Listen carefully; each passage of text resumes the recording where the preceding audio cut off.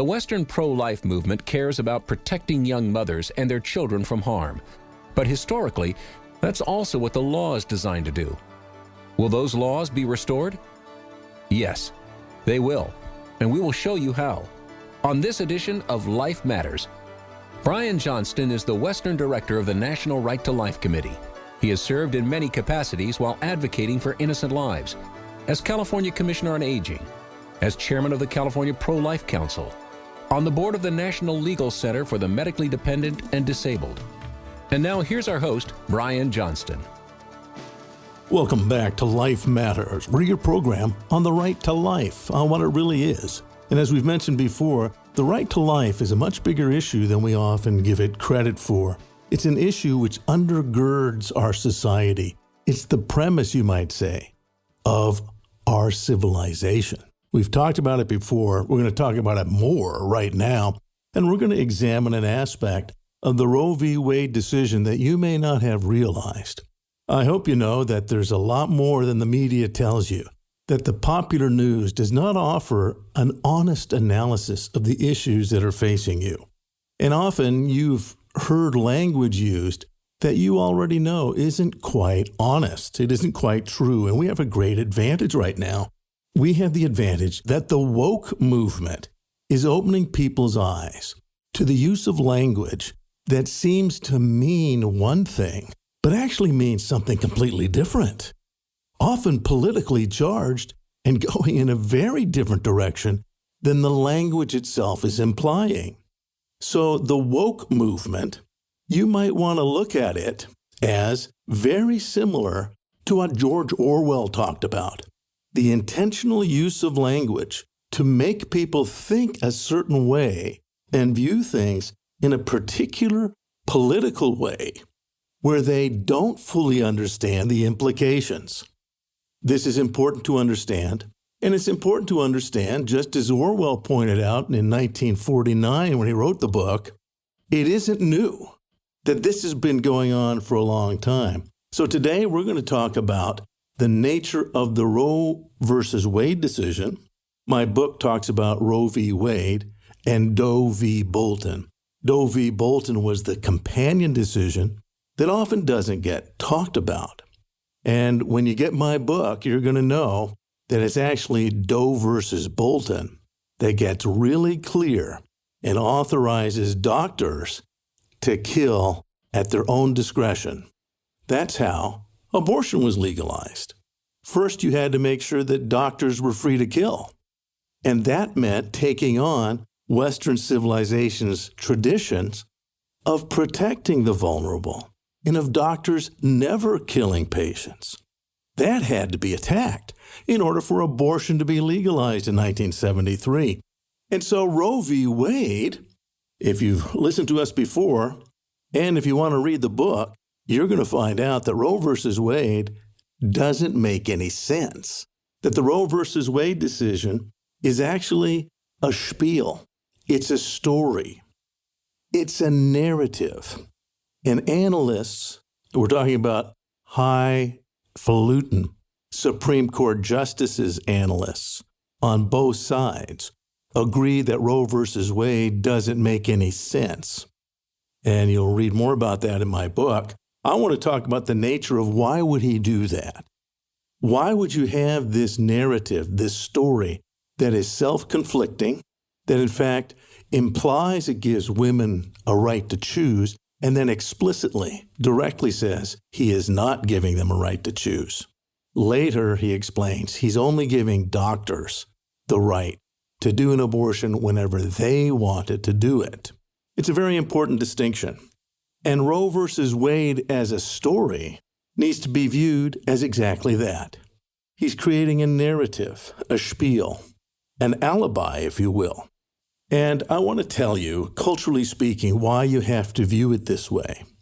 You have to understand your own culture as an anthropologist. That's right. Some of you say, what? What's an anthropologist?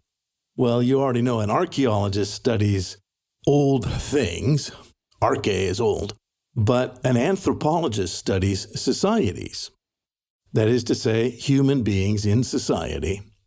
And it's important that we step back from our own lives, our own societies, and look at them in the cold light of day, in the light of objective facts. And that's what an anthropologist does. I have studied linguistic anthropology, and you know my affection for words, so we're going to talk about that.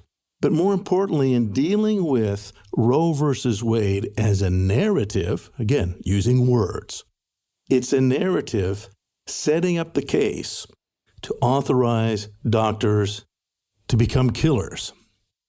And that's why these two different decisions were joined in order to legalize abortion in America. To help you understand the nature of what Justice Blackmun did, and then the court that agreed with him, is he had to give some background to explain why the nation would go in this direction. He was giving a story, what's known actually as a spiel. Some of you know what a spiel is. I love that word. It's actually from German, but we also get it from Yiddish. And, Yiddish is a great language because it's a blend of German and Hebrew and other language traditions. But spiel is a very common term, and you've probably heard it. What's the spiel? And usually spiel is a story, it's reasoning, it's a narrative to justify an action. It's very common in sales, and some spiels are pretty good. Other spiels are a little bit oily, a little bit difficult.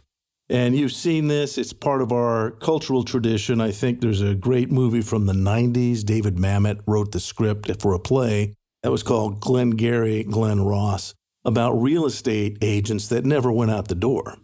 They would use basically a phone bank, and they would hard sell basically swampland in Florida over the phone. And they would have a spiel, and they would explain how this was a great investment. And then there would be competition amongst these boiler room salesmen in getting that spiel across, that story across. It's an interesting film, so I think it's rated R. So this is not for kids, but it is for your understanding that a spiel is a story that's used to sell you on something. And you need to understand how common that is. And in many ways, what Justice Blackmun was doing in Roe v. Wade is setting up the narrative. He is giving the story so that you'll be convinced that this is a good decision. And then the decision finally comes in Doe versus Bolton. We're going to go into all of that when we come back on Life Matters. Life Matters continues after this.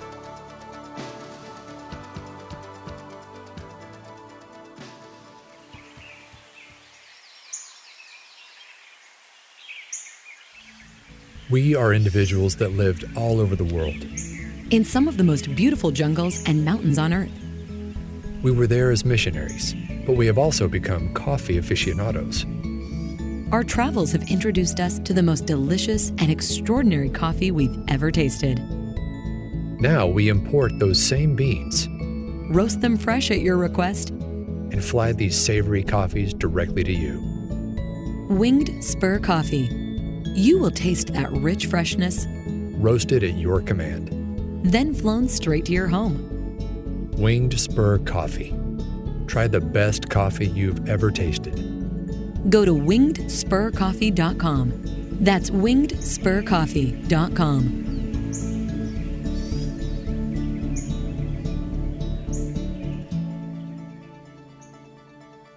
And now back to more Life Matters with Brian Johnston. We're back, and you're listening to Life Matters. We're talking about spiels.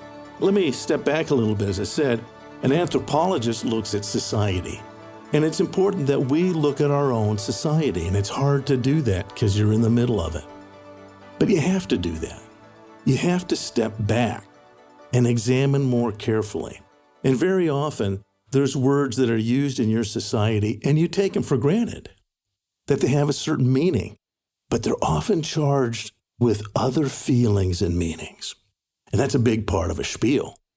To give words and stories and a narrative that make you feel and come to conclusions that may not be exactly right. As I said, we're seeing that in the woke movement, a narrative about history and a narrative about this present moment. But that woke speak is very similar to newspeak, where Orwell said, yeah, the goal was to change the society. And you need to recognize that's been going on. Let me just adjust slightly because, again, I have traveled some. I've been to other cultures and societies. I hope you have too. If you've ever traveled in Europe, you've actually seen a type of spiel, if you've ever been stopped, by a member of the Romish people. Now, the Romish people, this is a whole cultural thing. I actually kind of like them, but this is what's known as the gypsies. Many of you know I spent a lot of time in Ireland, and Ireland has its own subculture of gypsies. It's a fascinating subculture. They're amazing people and can be a rough lot, but it's a whole cultural community within the Irish community, and people who are there know who they are and how they operate. On the continent, it's a slightly different gypsy subculture. They're from the same Romish tribe, R-O-A-M-I-S-H, and have many of the same traditions. Usually they speak the language of the country they're in very, very well. Most importantly, they have a way of living, a modus vivendi, a way of getting through life where they use their intelligence for spiels. And you might say, just like any other spiel, often their spiel, and the German word spiel means game, by the way. It has many meanings. But it's a game. It's a game they're playing. It's a story. It's a game. And so they lay it out in a way. And sometimes the best stories aren't always told with words. And very often, if you've ever been to Italy, let's say, if you've traveled to Rome, and if you're traveling on your own, you've definitely met them. Sometimes even tour groups will be accosted by groups of gypsies.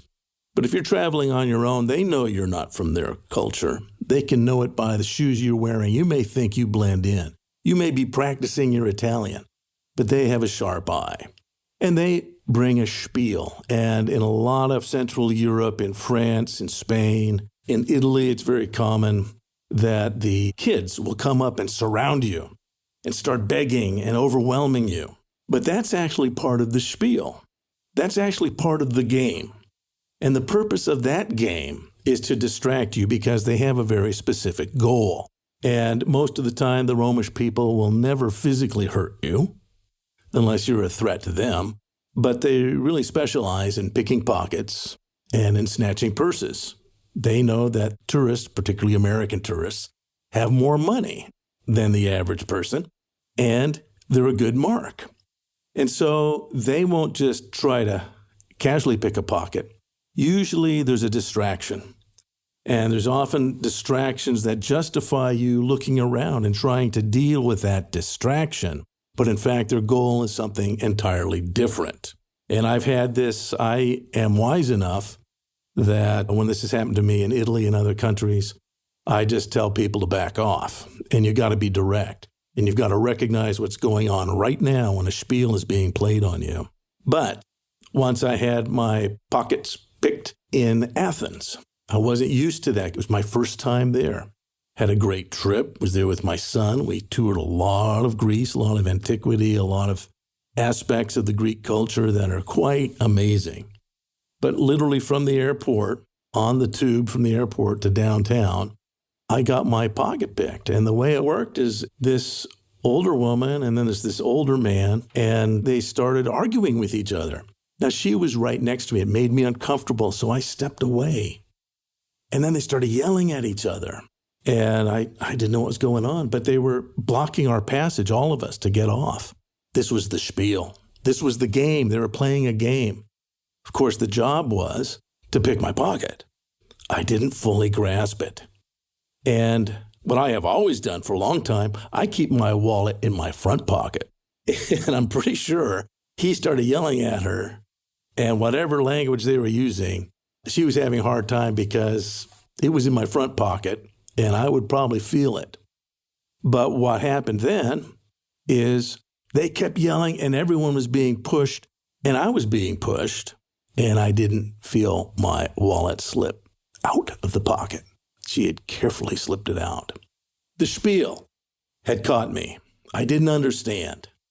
I thought it was real. I thought they were having a real argument that somehow I needed to look at and be concerned about. It was a game. And because of that, they got what they wanted. In some ways, what a narrative does, a narrative engages people. Again, the fact that we're living through the woke argument, the woke language that's being used to change your culture right now, is to throw you off. It's a game, a verbal game. The meaning of those words have been changed intentionally to get you confused and thinking in an inconsistent manner, an illogical manner. And it's important that you learn from that. So that's a spiel. And you should know that in many ways, the Roe v. Wade case is a story. It's a narrative. And it's rambling and long. And in the book, I go into details as its falsehoods. It's incredibly false. And if you want to debate it, good luck, because it doesn't make sense. And I know people that can debate Roe, and basically their final conclusion is, it's all a lie. It doesn't make any sense. And it's because it's a spiel that you would accept the idea that, yes, we should change medicine so that doctors can now be killers. And that conclusion is in Doe v. Bolton. Life Matters continues after this.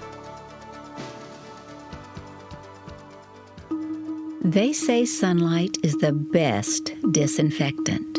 Did you know that California has a law on the books that says you need to protect babies born alive in the course of an abortion? But that law is simply ignored. The current legislature and Governor Newsom's administration support all abortions all the time. And they simply do not examine or regulate the practice, even though our tax dollars pay for it. We need to shine a light on this cover-up of the abortion industry in our state. Go to californiaprolife.org and click on the Light of Day project.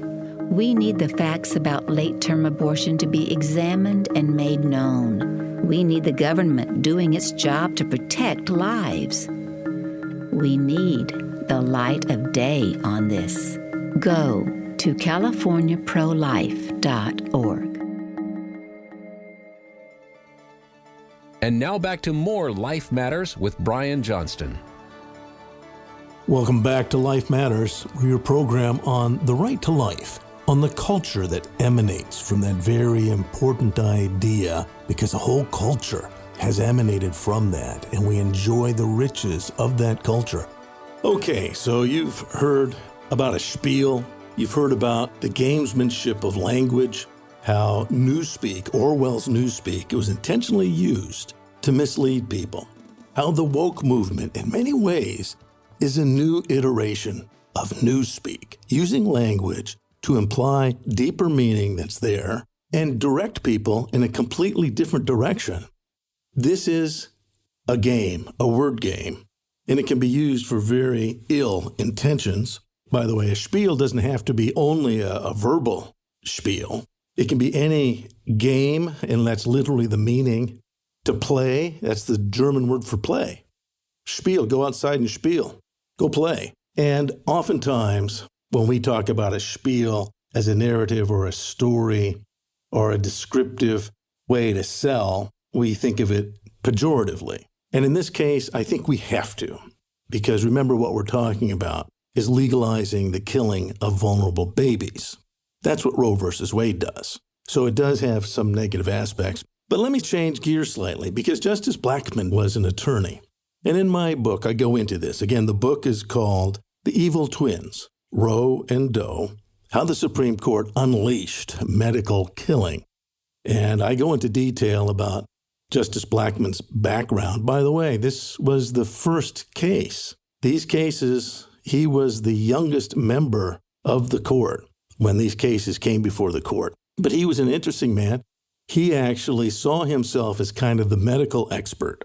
And Justice Berger, his childhood friend, he viewed him as the medical expert because Justice Blackmun, again, Justice Blackmun wrote both decisions, Roe v. Wade and Doe v. Bolton. And for 10 years, he had worked as the legal counsel for the most prestigious medical facility in the U.S., the Mayo Clinic. And he saw his job at the Mayo Clinic principally as a defense attorney. And this is important because he didn't want doctors to be sued for what they were doing. I go into great depth in the book regarding this and the comments that he made and that other judges made regarding his background in medicine and his view of medicine. And in many ways, what Justice Blackmun did was writing those decisions as a defense counsel for doctors who were to kill babies. And that's what his job had been. So the Mayo Clinic was the most prestigious of all medical clinics. But even before that, if you read his background, instead of going into law, he seriously had considered being a doctor himself. He considered it the most important of professions. And you need to know that that's a lot of what fueled his decision to support doctor killing and protecting those doctors. Okay, so now I want to tell you why he was being a really good defense attorney for most of his professional life. A defense attorney for doctors. And as a defense attorney, you have a duty to do all that you can to protect your client. Now, I happen to know of a law firm that had an excellent record. They were excellent attorneys in entertainment law. They also had worked for the FBI and the government in certain capacities. But they also had, quite incidental, they also had clients that were considered, I guess you could call them mafiosi. Now, under the law, it's important for this system to work, for the adversarial system of a courtroom to work, that even the most heinous of defendants have not just adequate, but the best defense possible if justice is to be done. And if they aren't offered the best defense, then accusation is enough. Let's just accuse someone. Let's don't give them any attorneys to defend them. And accusation now will be guilt. So there's a lot of lawyers that will surprise you, but they'll take hard cases in order to give someone a fair and just shot at justice. And the particular attorneys I know had done that. And now I want you to start thinking about the implications of why would a lawyer who worked for doctors all his life and then became a Supreme Court justice, why would he do this story to justify the killing that doctors are about to do? Well, that's what's known. That story is known as the alibi. We know that the ultimate conclusion of Roe v. Wade and Doe v. Bolton is that doctors should be free to kill, and you cannot intervene or interrupt. They cannot be held accountable. And he says this in Doe versus Bolton. They're not to be held accountable by the state. There should be no cloud of prosecution. Wow. And that's because as a good defense attorney, he would want to have a good alibi, a good justification. And that's what Roe versus Wade is. When you look and read Roe versus Wade, you will recognize it's a justification story. Once you read through it, and again, Supreme Court judges, I refer to Justice Ginsburg. She was pro-abortion. She hated Roe v. Wade, though. It didn't make sense. In my book, you will see the quotes from many judges on both sides of the issue who ultimately admit that Roe versus Wade did not make sense. It's on a collision course with itself.